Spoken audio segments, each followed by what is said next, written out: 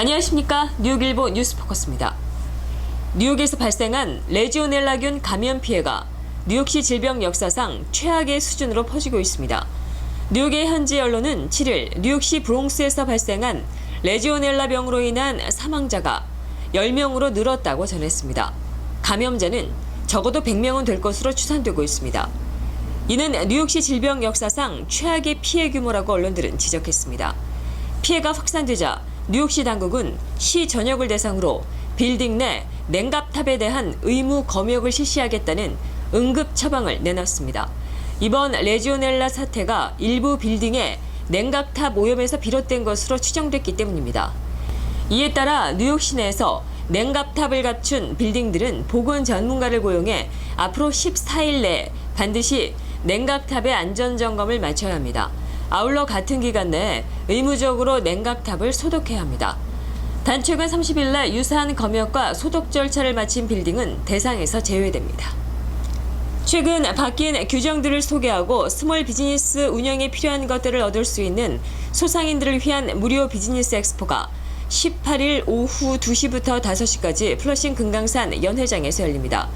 올해로 4회째를 맞는 이 행사는 연방노동국을 비롯해 뉴욕주 라이센스국, 뉴욕시 보건국, 뉴욕시 소기업청, 뉴욕시 청소국 등 9개 정부기관에서 참가합니다.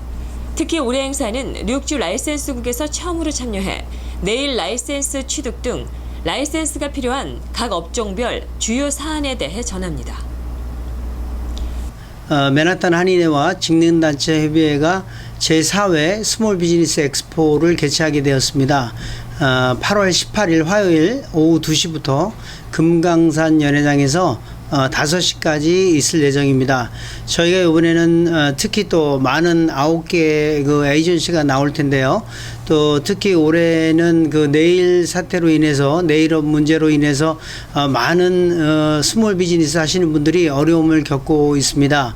그래서 네일업뿐만이 아니고 모든 스몰 비즈니스의 규제가 강화될 것으로 저희가 이제 예상하고 있습니다. 그래서 많은 업주분들, 많은 업종의 업주분들이 나오셔서 차후에 있을 단속이나 저희가 또 준비해야 될 많은 서류들이 있습니다. 또 저희들이 주급이나 일당으로 하루에 1급으로 저희가 이제 지급을 하고 있었는데요. 오랜 시간 동안 이것을 시급제로에 변화하는 과정에서 저희들이 금전적으로 이렇게 많은 어려움을 겪고 있습니다. 그래서 이번 기회에 많은 우리 또 한인 비즈니스, 스몰 비즈니스를 하시는 분들이 오셔서 차후에 저희들이 어떻게 서류를 구비하고 어떤 식으로 전개해 나가야 저희들이 규제에 벗어날 수 있는지를 많이 배우셔가지고 차후에 있을 규제에 저희들이 이제 불이익을 당하지 않는 수 있도록 저희가 이제 노력을 해야 될 것입니다. 그래서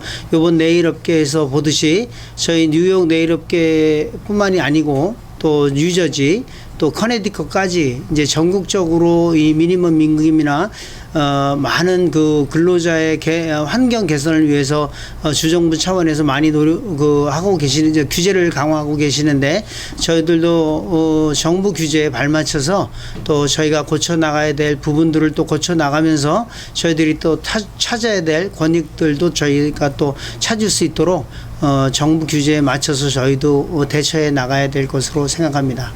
네, 지금 비즈니스 환경이 급격하게 변하고 있고 최근 몇 년 동안에 특히 많이 변했습니다. 그래서 이제는 비즈니스를 뭐 20년, 30년 동안 하신 분들이라 하더라도 그냥 무사안일하게 해오던 대로 그냥 이렇게 하던 시대가 이제 지났고 그래서 비즈니스 업주들도 많이 지금 교육을 받아야 되고 많이 배워야 될 게 많아졌습니다. 첫째는 비즈니스를 하면서 어떤 인스펙터가 나오고 또 티켓을 받고 또 심할 경우에는 뭐 영업 정지까지 받을 수 있는 그런 일들이 요즘 점점 많이 생기고 있는데 그거에 대해서 대처를 해야 되는 거고 또 두 번째는 시정부나 주정부에서 또 스몰 비즈니스를 나름대로 돕기 위한 여러 가지 법안이나 프로그램이나 또 예산이나 그런 것들이 있는데 그런 거를 또 전혀 모르면은 그걸 전혀 그런 혜택들을 찾아먹지 못하는 그런 것도 있거든요. 그래서 이번에 이런 그 행사를 스몰 비즈니스를 위한 이런 행사를 하게 된 이유는 여러 사실은 부처들이 많이 있습니다. 시정부, 주정부, 또 연방정부도 있고 그런데 그것들을 하나하나 다 찾아가면서 배우려고 그러면은 그게 쉽지가 않고 그래서 중요한 그 에이전시들을 한 자리에 모여서 모아놓고 이렇게 원스톱 쇼핑 할 수 있는 그런 자리를 마련한 게 취지입니다. 그래서 이번에 주중에 낮에 하는 행사지만은 이 기회에 업주분들이나 아니면 매니저 되시는 분들 가게 한 3시간, 2-3시간 정도 잠깐 자리를 비우시고 와도 이것이 결코 시간 낭비가 아니고 굉장히 알차게 많은 것을 얻어가실 수 있도록 그렇게 준비를 했습니다. 그래서 이번에 다음 주 화요일 18일 오후 2시부터 5시까지 그 금강산 연회장에서 예약도 필요 없고 입장료도 없습니다.